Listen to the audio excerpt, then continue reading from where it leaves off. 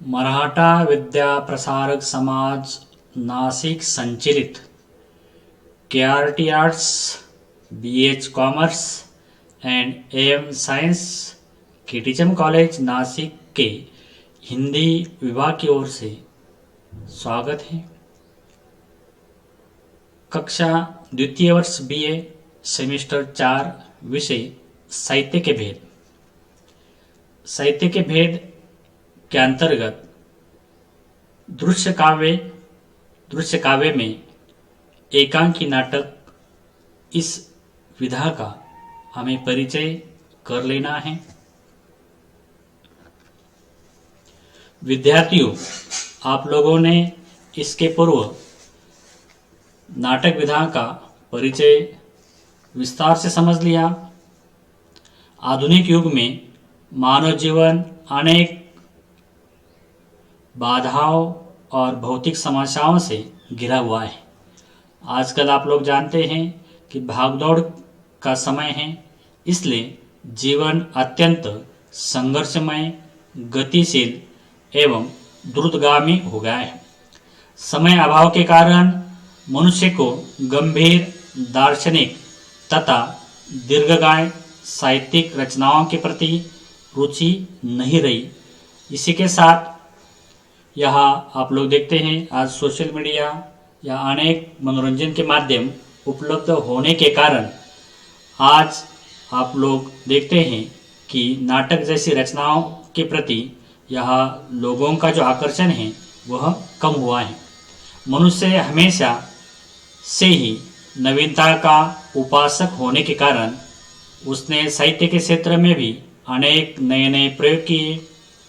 उसी के साथ उसने यहाँ जो कम समय में यहाँ अधिक मनोरंजन कर सके, अपना उद्देश्य पूर्ण हो सके, ऐसे विधाओं का निर्माण भी यहाँ आज साहित्य के क्षेत्र में हुआ है। उसमें से एक विधा एकांकी विधा है। एकांकी विधा भी उसके परिवर्तनशील मस्तिष्क की उपज है, यानी आज के साहित्यकार की वह उपज है जो कम समय में मानव का मनोरंजन करती है। साथ ही जीवन के अनेक विषय जो है नवनिर्माण है उसमें वह सहायक सिद्ध होती हैं। अर्थात एकांकी आधुनिक युग की यह नवीनतम विधा है।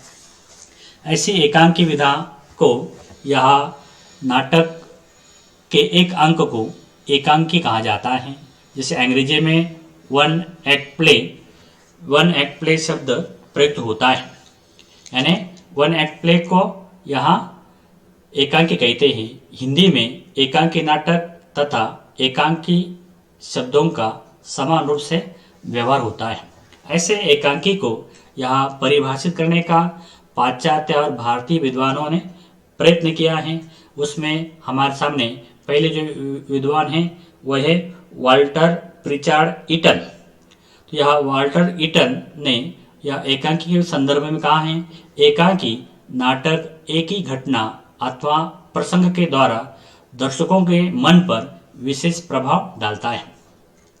आप लोगों को मालूम है एकांकी शब्द पुल्लिंगी है, तो इस तरह एकांकी नाटक जो है वह किसी एक घटना हो, कोई एक प्रसंग हो, उस आधार पर वो दर्शकों के मन पर प्रभाव डालता है। इसलिए एक अंक में या 15 से 30 मिनट 45 मिनट में समाप्त होने वाला जो नाटक है उसे एकांकी कहा जाता है। तो इस तरह यह परिभाषा हमारे सामने आती है। दूसरे जो विद्वान हैं, अनेक विद्वानों ने एकांकी को परिभाषित करने का प्रयास किया है। जैसे हमारे हिंदी में सेठ गोविंद दास, उन्होंने कहा है एक ही कृत्य के संबंध में होना एकांकी के लिए अनिवार्य है। उसी प्रकार डॉक्टर रामकुमार वर्मा ने भी कहा है एकांकी में विस्तार के अभाव में प्रत्येक घटना कला की भांति खिलकर पुष्प की भांति विकसित होती है, उसमें लता के समान फैलने की उत्शृंखलता नहीं होती। तो इस तरह हमें यहाँ सभी जो विद्वान हैं जो एकांकी को परिभाषित करने का प्रयास करते हैं, तो उनके सामने एक ही है कि जो कम समय में समाप्त हो और जिसमें जीवन का जो सार है वह सार या उद्घाटित हो।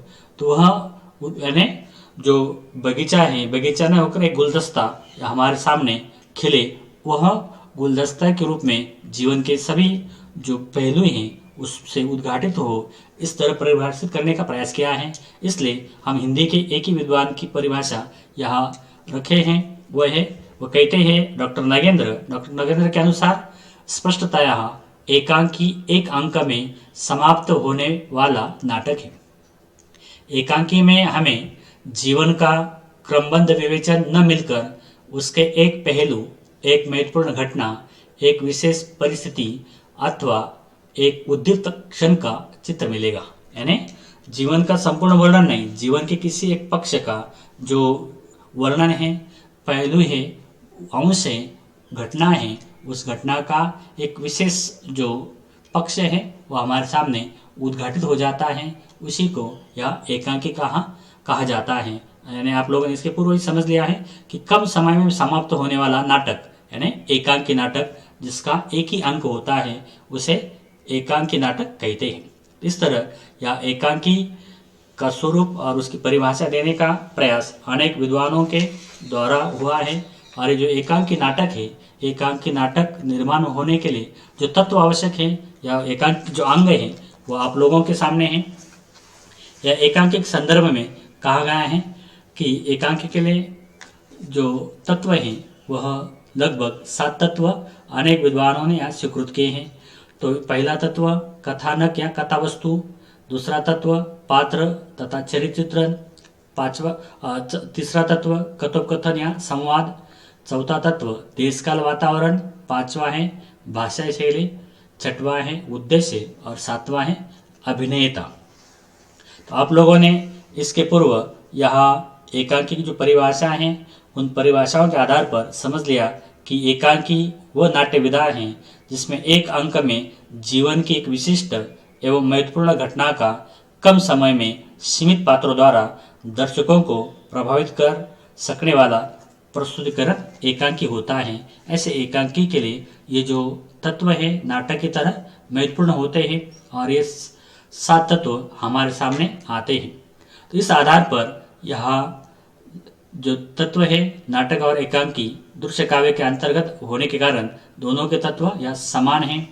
तो यहाँ इन तत्वों का हमें विस्तार से परिचय समझ लेना है। पहला तत्व है कथा वस्तु या कथानक। कथा वस्तु द्वारा ही एकांकी का ताना बाना बुना जाता है। कथानक वह नींव है जिस पर एकांकी की भव्य इमारत खड़ी होती है। एकांकी का कथानक एकांकीकार के स्वभाव, रुचि, अरुचि और जीवन दर्शन, एकांकीकार को लोक रुचि का भी विशेष ध्यान रखना पड़ता है। सुरुचिपूर्ण, यथार्थ और व्यावहारिक आदर्श के समन्वय से कथानक अधिक आकर्षक एवं हृदयग्राही बनता है। अनुभूति में जितनी अधिक सत्यता और घटनाओं में विस्मय की जितनी अधिक तीव्रता होगी, एकांकी उतना ही अधिक यहाँ खिल उठता है। एकांकी कथानक में जीवन की आंशिकता नहीं बल्कि विशिष्टता प्रकाशित होती है। उसमें जीवन के कुछ उद्दीप्त क्षणों का ही वर्णन होता है। इसीलिए रामकुमार वर्मा ने यहाँ इसे कथा वस्तु एक तीव्र अनुभूति माना है। तो ऐसे एकांकी के लिए यहाँ जो कथा होती है एक आधिकारिक कथा होती है। इसके पूर्व तुम लोगों ने यहाँ आधिकारिक कथा के साथ नाटक में प्रासंगिक कथा का भी परिचय कर लिया है, लेकिन एकांकी में एक ही कथा होती है जिसे आधिकारिक कथा कहा जाता है। वो प्रारंभ होकर तीव्र गति से अंत की ओर विकसित होती है। उसमें जटिलता नहीं होती। एकांकीकार घटनाओं को इस प्रकार प्रस्तुत करता है कि दर्शक, पाठक अथवा श्रोता में विस्मय के साथ वह आगे बढ़े और उसकी जो जिज्ञासा है वह निरंतर बनी रहे। तो इस दृष्टि से हमें एकांकी की जो कथा वस्तु है वो कथा वस्तु में संगठन में एकाग्रता, मार्मिकता, सावधानता, तीव्रता, रोचकता, प्रभाव उत्पादकता, सरलता, विश्वसनीयता, स्वाभाविकता और एक उन्मुखता यहाँ दिखाई देती है। कथानक चरित्र को प्रभावित करने का साधन है, इसलिए यहाँ उसके साथ ही जीवन को वह देखने की दृष्टि देता है। तो कथानक जीवन की प्रमुख संवेदना यहाँ होता है। एकांकीकार जीवन की वास्तविकता को लेकर यहाँ मानव जीवन के संपूर्ण जो भाव हैं वह रखने का प्रयास करता है, लेकिन ये जो कथा वस्तु है वह संक्षिप्त होनी चाहिए और उसमें जो रंग संकेत है उसके लिए भी महत्वपूर्ण स्थान देना आवश्यक है। इस तरह संकेतों से कथा पात्र कथोपकथन का मिला जुला प्रभाव यहाँ दर्शकों एवं पाठकों पर पड़ता है। इस दृष्टि से यहाँ जो कथा वस्तु है, एकांकी कथा वस्तु महत्वपूर्ण होती है। इसके बाद है पात्र तथा चरित्र चित्रण। एकांकी का दूसरा तत्व है पात्र तथा चरित्र चित्रण। तो इसमें एक मुख्य पात्र होता है और अन्य गौण पात्र होते हैं, लेकिन पात्रों की जो संख्या है वो कम होती है, कारण एकांकी का कलेवर छोटा होता है, इसलिए पात्रों की संख्या सीमित होती है। पात्र आधिक्य से एकांकी का सौंदर्य नष्ट हो सकता है और स्वाभाविक रूप से चरित्र चित्रण नहीं हो पाता, इसलिए यहाँ पात्रों की संख्या कम रहती है। कम पात्र ही एकांकी के लिए सर्वोत्तम माने जाते हैं। पात्र दो प्रकार के होते हैं, मुख्य और गौण। गौण पात्र मुख्य पात्र की चारित्रिक विशेषताओं को उद्घाटित करने, नाटकीय कथावस्तु को विकसित करने में सहायक होते हैं। तो ऐसे पात्रों से हमें जो भी पात्र उनका कथा से निकट का संबंध होता है, चरित्र और कथावस्तु एक दूसरे के अभिव्यक्ति के पूरक होने चाहिए। घटना से अधिक शक्तिशाली पात्र होते हैं। यहाँ उन्हें यानी कथावस्तु को आगे बढ़ाने का कार्य पात्र करते हैं। पात्र गतिशील हैं, उनमें स्वभाव अनुरूप क्रिया प्रतिक्रिया होती हैं। साहस, प्रणय और वीरता की कथा में नायक के साथ प्रतिनायक की कल्पना भी एकांकी को प्रभावशाली बना देती है। एकांकी की सरलता की कसौटी यह है कि उसके पात्र एकांकी कार के हाथ की कठपुतलियां न बनकर यथार्थ जीवन और मानव उचित संवेदनाओं से पूर्ण होने चाहिए। ऐसे पात्र सजीव, व्यक्तित्व संपन्न, यथार्थवादी और आकर्षक होने चाहिए। ऐसी अनेक जो विशेषताएं हैं वह पात्रों की आवश्यक होती है। इस प्रकार यहाँ पात्रों की कम संख्या ही एकांकी की सफलता मानी जाती है। आजकल एक पात्री एकांकी में रंगमंच पर यहाँ एक ही पात्र द्वारा 2 या 3 पात्रों की भूमिका निभाई जाती है, परंतु उसके लिए उच्च कोटि की अभिनय कुशलता की आवश्यकता यहाँ होती है। तो उस दृष्टि से यहाँ नाटक के जो पात्र हैं वह यहाँ सीमित होते हैं और कभी कभी एक पात्र के माध्यम से ही ये एकांकी प्रस्तुत होता है। अगला जो तत्व है एकांकी का वह है कथोपकथन या संवाद। आप लोग देख सकते हैं कि नाटक के यानी एकांकी नाटक के जो संवाद हैं वह उसके प्राण होते हैं, लेकिन ये संवाद छोटे छोटे होने चाहिए। सरल, संक्षिप्त, रोचक, नाटकीय, सार्थक, स्वाभाविक, मार्मिक, सजीव आदि जो एकांकी नाटक के संवाद हैं वो जरूरी होते हैं, कारण यहाँ एकांकी का सर्वस्व कलेवर, मूल और माध्यम यह कथोपकथन ही होते हैं। एकांकीकार का एकमात्र आश्रय यही होता है जिसमें वो अपने लक्ष्य को यहाँ पूर्ण करता है। कथोपकथन ही एकांकीकार के शिल्प कौशल का मुख्य निकष है। इसलिए यहाँ वह कथानक का विकास, चरित्र का विकास, प्रासंगिक घटनाओं का संकेत आदि सारे कार्य यहाँ संवादों द्वारा ही पूर्ण करता है। चरित्र चित्रण और कथोपकथन का एक दूसरे से घनिष्ठ संबंध होता है। कथोपकथन ही पात्रों की मानसिक स्थिति पर प्रकाश डालते हैं। कथोपकथन इस तरह यह छोटे छोटे, सरल, नाटकीय, सार्थक, सुबोध और सजीव होने चाहिए। तो ऐसे यहाँ नाटक के लिए संवाद की अत्यंत आवश्यकता होती है। संवाद सीधे, सरल और सामान्य भाषा में होने चाहिए जो दर्शक अथवा पाठक की समझ में आसानी से आ सके। तो इस तरह एकांकी में स्वाभाविकता बनाए रखने के लिए स्वगत कथन का प्रयोग यहाँ कभी कभी किया भी जाता है। तो समग्र रूप से कथोपकथन एकांकी का प्राण होते हैं। इसके बाद यहाँ एकांकी का अगला तत्व है देश काल वातावरण। देश काल वातावरण यहाँ एकांकी का महत्वपूर्ण तत्व है। अभिनय के लिए यथार्थ जीवन की कुछ उद्दीप्त क्षणों की महत्वपूर्ण घटना होना जरूरी होता है। स्वाभाविकता और प्रभाव उत्पादकता की दृष्टि से संकलन त्रय का निर्वाह अत्यंत आवश्यक होता है। तो यहाँ जो संकलन त्रय है, स्थल, काल, घटना का जो समन्वय है वो इसमें आ जाता है। इस दृष्टि से संकलन त्रय आवश्यक होता है। तो इस संकलन त्रय के अंतर्गत वस्तु संकलन, काल संकलन और स्थान संकलन आते हैं। संकलन त्रय के अभाव में एकांकी कथा वस्तु शिथिल पड़ जाती हैं और अपेक्षित प्रभाव उत्पादकता नहीं आ पाती हैं। इसलिए संकलन त्रय होना महत्वपूर्ण है। एकांकीकार को कथा वस्तु का संयोजन करते समय इस बात का ध्यान रखना होता है कि अभिनय के लिए रंगमंच की साज सज्जा से संबंधित कोई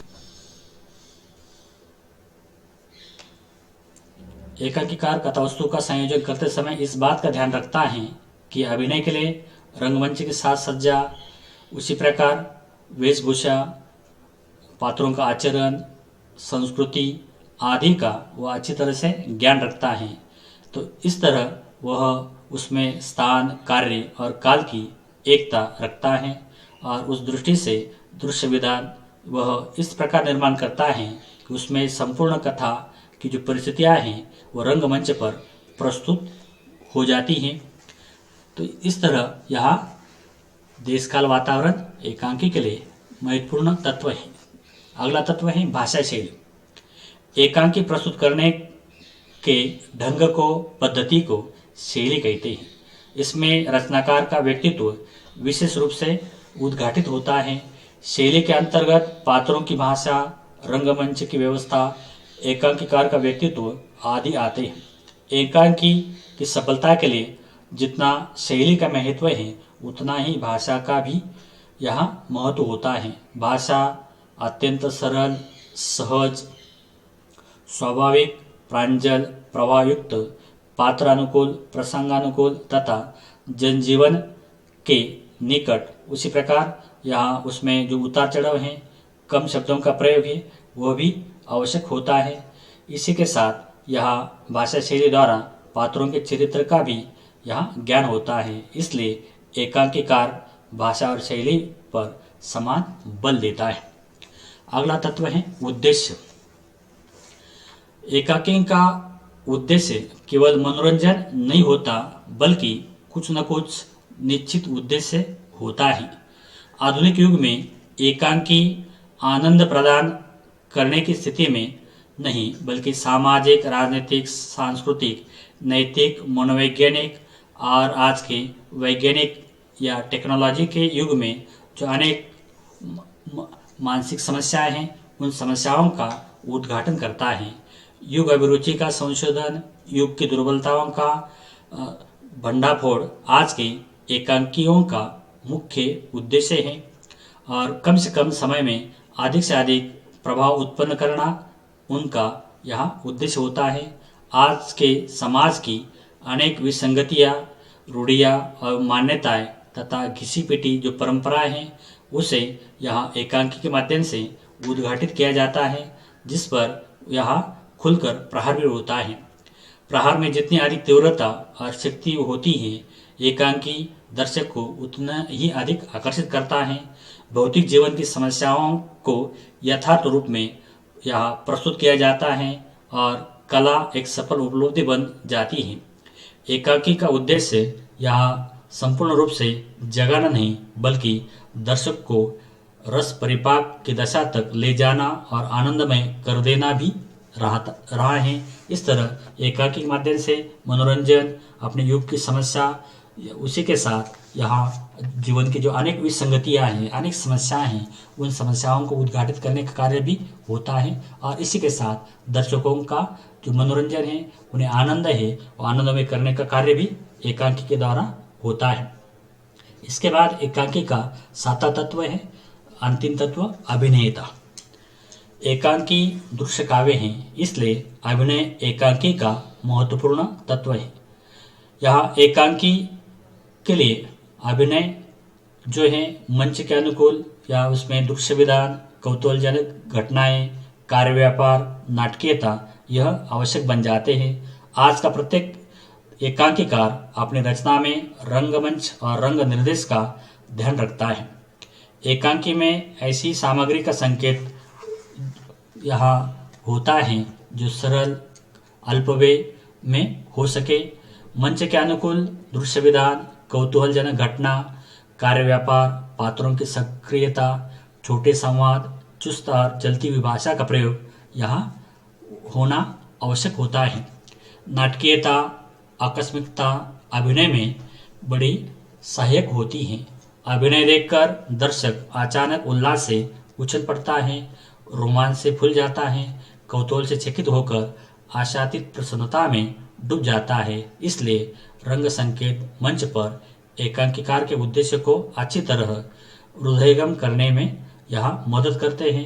एकांकी इस तरह दृश्य काव्य होने के कारण उसमें अभिनेता यहाँ जरूर होती है।